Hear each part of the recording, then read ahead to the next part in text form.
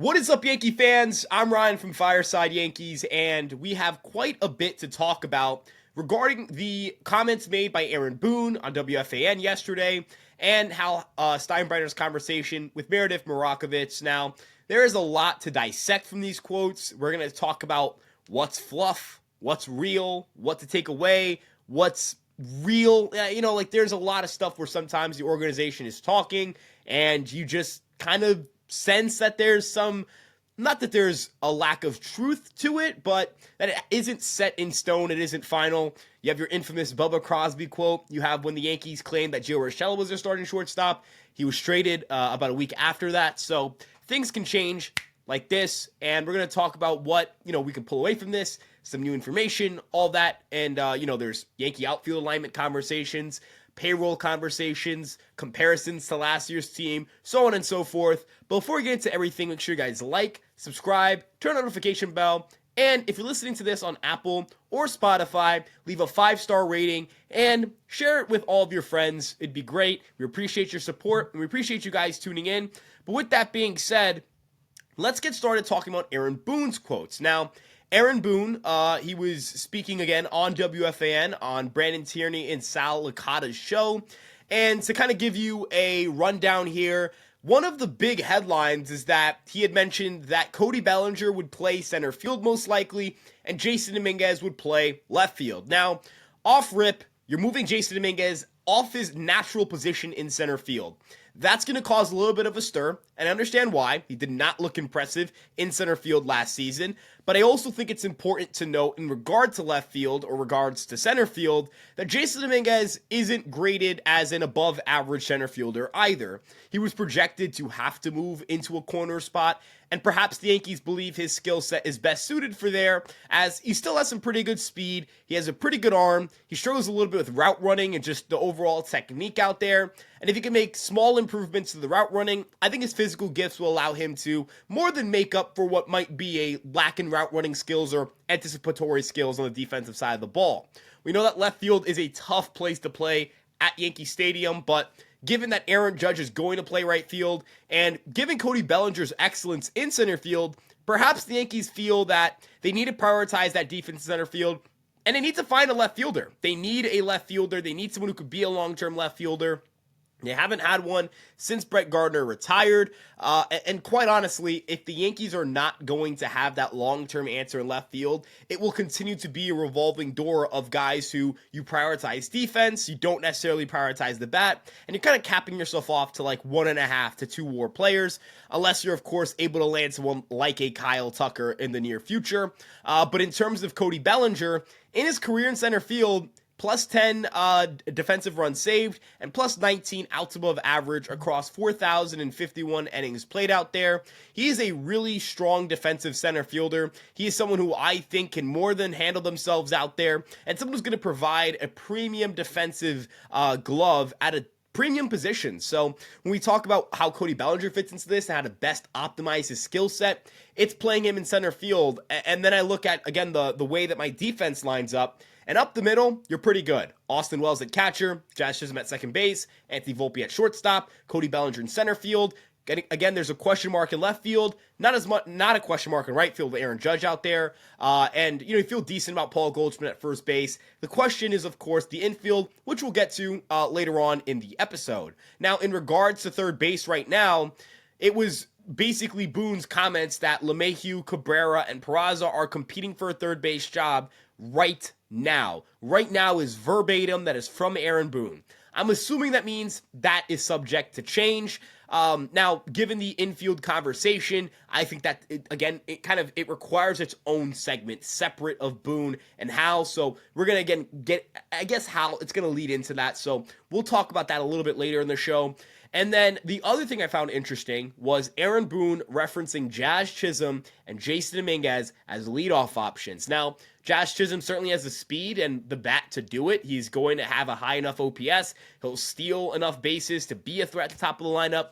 The question is really, does he have the plate discipline to do it? Now, his out-of-zone swing rate decreased by about 3% when he got traded over to the Yankees, while seeing that increase in pulled fly ball rate and overall game power. Now, the question again is plate discipline. Can he work enough walks? Can he do it? I'm not optimistic about that. I don't think Jazz Chisholm's game is supposed to be patience and seeing the ball to the plate. I think his game has to be centered around hitting for power, doing things on the base paths, providing basically what he did last year. I think that I don't think he should deviate much from that. I think if he's going to try to chase less, it could hurt his ability to pull the ball, and that's his best strength at Yankee Stadium. Again, that ability to pull the ball. I know he can hit it to all fields, but his game is best when he's right field, right center field in the air, and I don't want to take away from that. I don't want to take away from his aggressiveness at the dish. I think it's important to have someone who, when they see a fastball and they have the green light to swing, that they swing and they do damage. You want to take advantage of hitters' counts, and when Jazz Chisholm's in a hitter's count, he certainly takes advantage and takes his A swing and tries to do damage. Now, in regards to Jasson Dominguez, I think this is just an indication of how much they love Jasson Dominguez, who Alex and I talked about earlier in the week. And when we talk about Jasson Dominguez and what he brings to the table, he was in the upper percentiles in damage rate, exit velocity, 90th percentile exit velocity, 50th percentile velocity. In terms of his zone contact rate, he was around the 90th percentile in zone contact rate at the AAA level. And if you look at his major league numbers, I know the striker rate is decently high at around 27%, but most of them are called strike threes. Jasson Dominguez is very rarely whiffing. If you look at his swinging strike rate, which is essentially a way of measuring how often you swing and miss, it is right around the league average. He makes contact on pitches in the zone. Where he struggles is when he starts expanding. Chasing pitches down and away is typically where you can get Jasson Dominguez. If the Yankees can get him off of that, if they can figure out ways to kind of get him to stay a little bit away and not fish those pitches, he could have a very long and successful career at the plate. Again, this is someone who does just such a good job doing damage, managing the zone, attacking hittable pitches, and for the most part, laying off of pitches out of zone. Again, it seems to just be that one hitch, that one weakness, that one area where you can attack Jasson Dominguez and get outs. But we've seen guys like Austin Wells make adjustments midseason to fix that, and the short porch is built perfectly for Dominguez. I think Jasson Dominguez can become the Yankee leadoff hitter at some point during the season, although I'm not necessarily sure I'm comfortable doing it on opening day. In regards to whether Dominguez is ready or not, again, I don't think it should happen on opening day, but I think the skills are there. I just think when you're talking about being in an AL contention window or a pennant contention window, you want to have a more sure roster.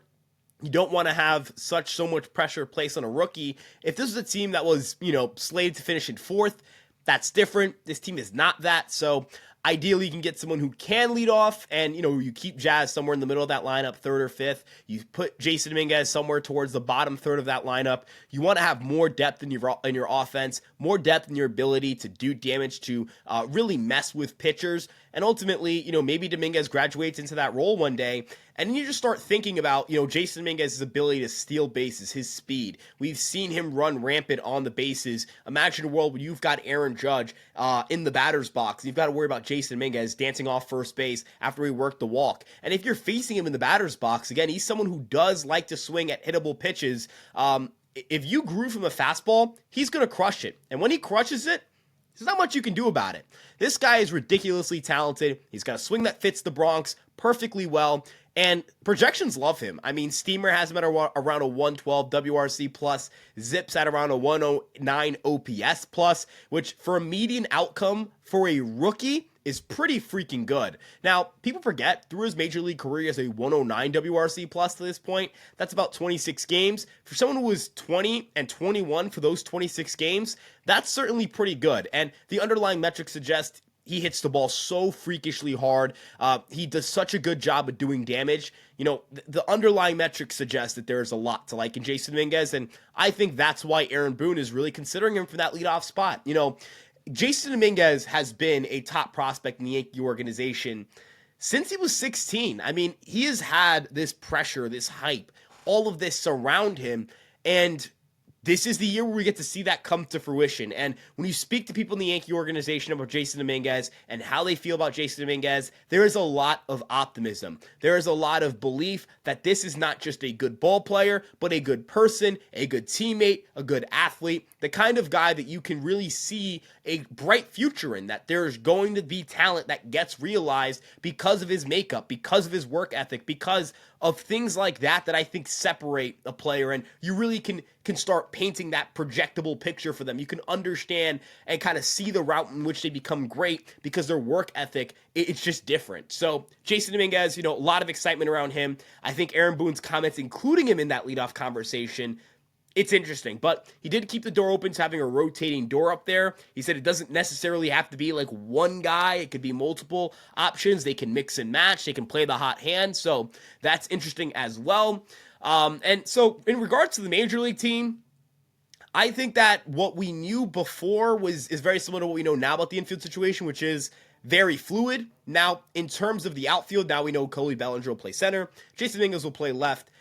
But when it comes to third base, there are a lot of question marks. I think Hal Steinbrenner's quotes from today provide a lot of uncertainty in fans that is going to be a reality. When we was talking about the Dodgers spending, he says, well, look, it's difficult for most of us owners to be able to do the kind of things that they're doing. Now we'll see if it pays off. They still have to have a season relatively injury-free for it to work out for them. And it's a long season, and once you get to the postseason, anything can happen. We've seen that time and time again. Now, let me be quite frank with you guys. The Yankees should be able to spend with any team in baseball. So, I don't necessarily believe that this is a good quote, or this is a kind of quote where you go, well, you're trying to understand. No, the Yankees should be able to spend with anybody. But at the same time, the Yankees are at what? I think $303 million, 303, somewhere in that range right now. Or that's their estimated payroll once Mark Leonard Jr.'s contract or arbitration case is settled. The Yankees should be looking to just make sure their roster is complete. That was that right there is one of the most important things here, because the offseason cannot result in DJ LeMahieu, the starting third baseman, because DJ LeMahieu, the starting third baseman, it's just not good enough. It's not. So when we talk about Hal Steinbrenner, when we talk about spending, my bar isn't $375 million. That's not my bar. My bar is complete roster. And I don't even think it's fair to do like 375 here and then complete roster here. They're two different scales. You need to spend as much as it takes to win baseball games. And if the Yankees have a complete roster, kind of hard for me to say, well, why don't they spend more? Well, what is there to spend more on, right? So if they're at that 320 range and they have Ha-Seong Kim or someone like that, and it bolsters their offense and their defense, and you look at the roster and you say this is a complete 26-man roster, I'm not going to be like, well, they're not at 375. I'll say they've improved their team meaningfully. The rest of the American League has not done that. They are a complete team. They are a good roster. This team should win a good amount of games this year. And that's what I care about. I want this team to be good. I don't want this team to do certain things in order to be good. I just need them to be good. It doesn't matter to me, or it doesn't bother me that they're not doing it the same way the Dodgers are. And realistically, too, the Yankees are going to have years they spend more, and they're going to have years that they spend less.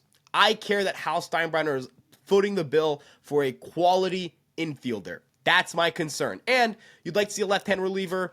I think there could be a reunion with Tim Hill. I know Pat Ragazzo reported that there's mutual interest between the Yankees and Tim Hill, but also added that other teams like the Mets and the Dodgers are also monitoring and are active and have expressed interest in Tim Hill's market. Again, things are fluid there. I would love for the Yankees to look into someone like Danny Column. I would love for them to look into, maybe trading for an Andrew Nardi. There are a lot of routes they can take with the bullpen that I'd feel comfortable with. I think the fact that Tim Hill hasn't signed yet is an indication that the Yankees aren't the ones that are being cheap necessarily with Hill, that no one is willing to pay him at the price point he's asking for. The market has moved pretty slowly. The market hasn't gone the way I think people have wanted it to go.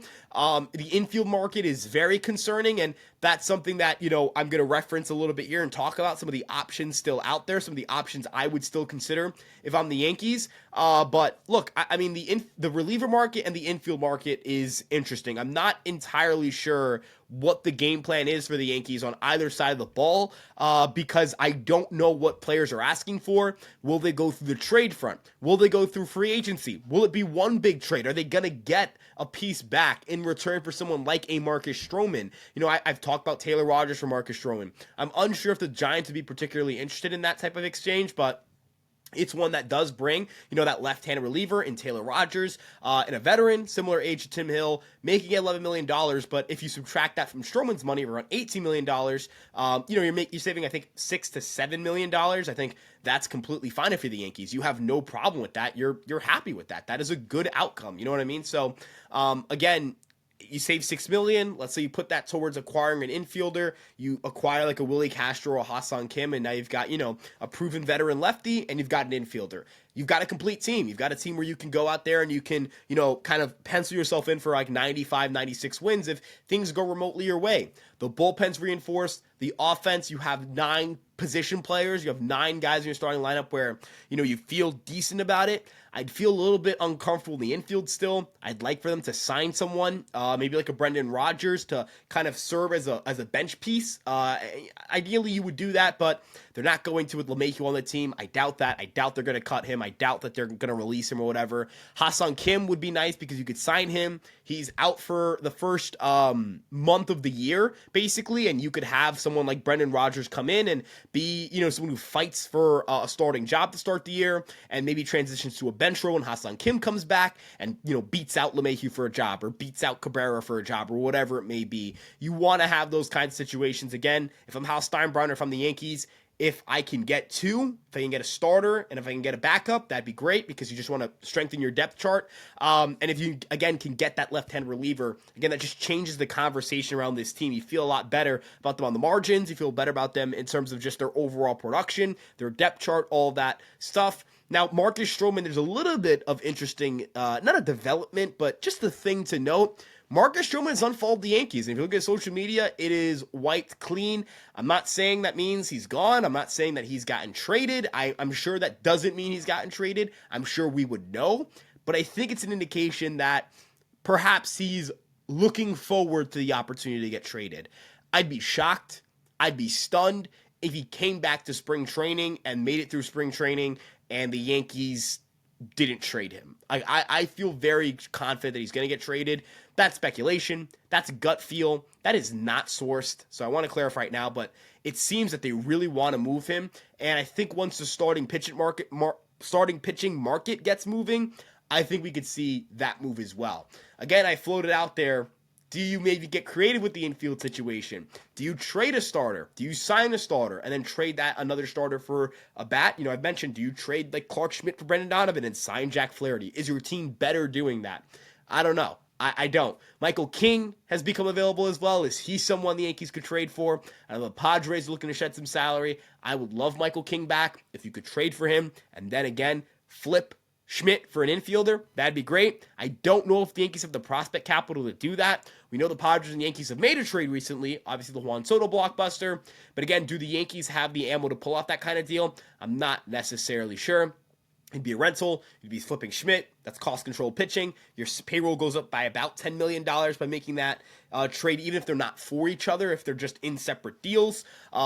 Again, maybe that's fine if you offload Stroman's money. You offload, let's say, $10 million, and that's offset right there. And if Schmidt's traded for an infielder or a cost-controlled one, then your payroll goes up by about $3 million in that 306 range. That could work financially, but I really doubt the Yankees have the ammo to trade for Michael King right now. Again, it is a fluid situation for the New York Yankees at the moment. Aaron Boone's comments just added a little more clarity in regards to the alignment of the current team, and he did clarify Jazz would play second, and LeMahieu, Cabrera, Peraza would battle it out for third. So that indicates that if Cabrera's a starter, Jazz at second. If they don't go external, Jazz is at second. That tells you where they prefer to play him. And then the last thing I'd like to know in regards to this whole situation is that, again, guys, things are fluid. Things are fluid. Things are moving. Nothing is set in stone yet, so we don't know what's going to happen. We don't know how this infield market's going to move. Hassan Kim's still out there. Brendan Donovan, could he get traded? Willie Castro, could he get traded? I'm not saying Bregman at this point. I think the fact that he's still searching for that 6-year deal indicates to me he's not necessarily getting it. The Astros have a 6-year, 156 offer out there. I doubt anyone beats that offer from the Astros. So unless someone does, hats off to them. It won't be the Yankees. The Yankees are not going to 6 years, 160 or 6 years, 170. And you also have to factor in tax-free state in Houston. right? I mean, in Texas, Houston's in Texas, tax-free state. How does that work compared to New York, right? Like that's the situation. If Chicago landed Alex Bregman, though, that might open up a trade for Nico Hoerner. I've raved about Nico Hoerner.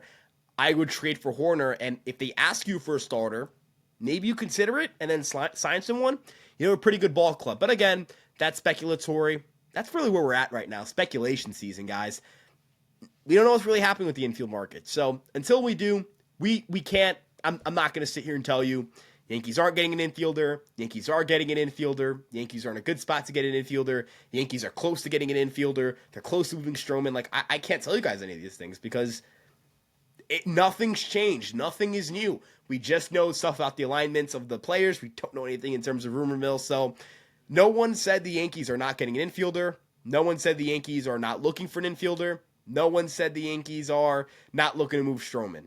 Those things all seem to still be in play. So nothing's changed. Again, nothing's changed the infield pursuit. I just want you guys to make sure that that's not something that changes for you. So, again, if you enjoyed today's episode, it was just me kind of talking a little bit about those comments, and you guys enjoyed the podcast, make sure you like, comment, subscribe, and turn on the notification bell. And check out Fireside Yankees, where you get all of your Yankees content from us on YouTube. We have an Instagram, a TikTok, a Twitter, and a Facebook page as well, all under the handle at Fireside Yankees, except for Instagram, where it's at fireside.yankees. Now, in regards to Spotify and Apple Podcasts, if you're listening there, again, drop a 5-star rating. We appreciate you guys tuning in. And you can follow me at Ryan Garcia ESM on Twitter. We appreciate you guys again for tuning in, and we'll see you guys in the next one. Peace out, everybody.